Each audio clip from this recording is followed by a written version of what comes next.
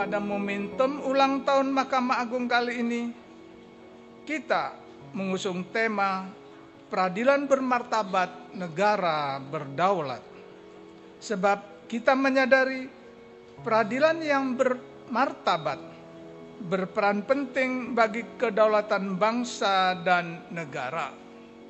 Saya ingin mengulang kembali apa yang saya tegaskan dalam amanat upacara tadi pagi, bahwa selama pengadilan berdiri tegak dengan martabatnya, maka selama itu pula negara ini akan berdiri kokoh dalam kedaulatannya. Bapak Ibu hadirin yang saya banggakan, dalam tinjauan etimologis, kata martabat berasal dari bahasa Arab, yaitu martabah, yang berarti kedudukan yang berkonotasi erat dengan kemuliaan atau keagungan. Dengan demikian, peradilan yang bermartabat adalah peradilan yang dimuliakan, bermarwah, agung, dihormati, dan dipercaya oleh masyarakat.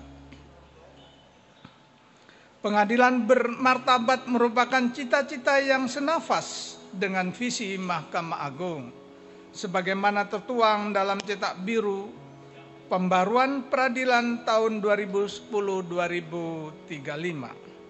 Yaitu terwujudnya Badan Peradilan Indonesia yang Agung.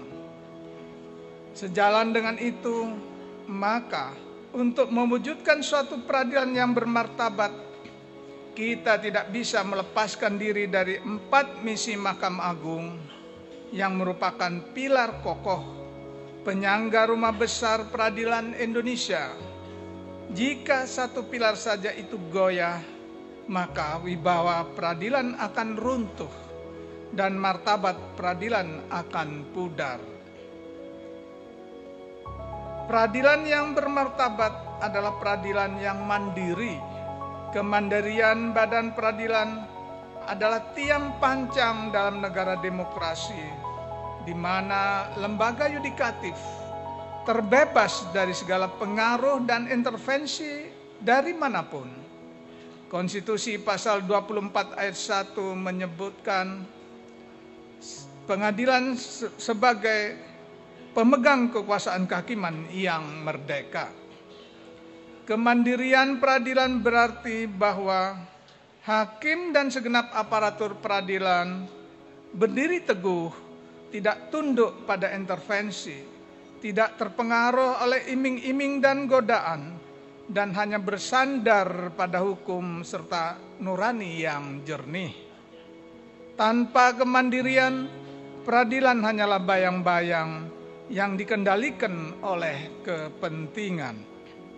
Untuk mewujudkan peradilan yang mandiri, maka perlu ditopang oleh berbagai komponen, mulai dari aspek regulasi, tata kelola kelembagaan, penganggaran, sumber daya aparatur, hingga kesejahteraan yang layak. Regulasi yang kokoh harus menjamin peradilan terlindungi dari intervensi pihak manapun.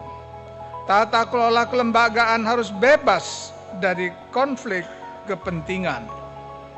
Di sisi lain, sumber daya aparatur, baik hakim maupun pegawai peradilan, harus memiliki kompetensi, integritas, dan komitmen yang tinggi terhadap nilai-nilai keadilan.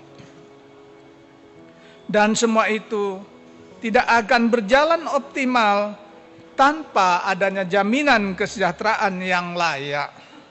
Aparatur yang sejahtera akan lebih tahan terhadap godaan, suap, atau kompromi.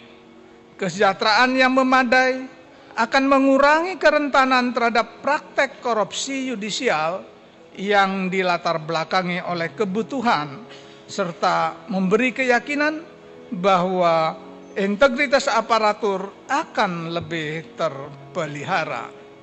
Hadirin yang saya muliakan,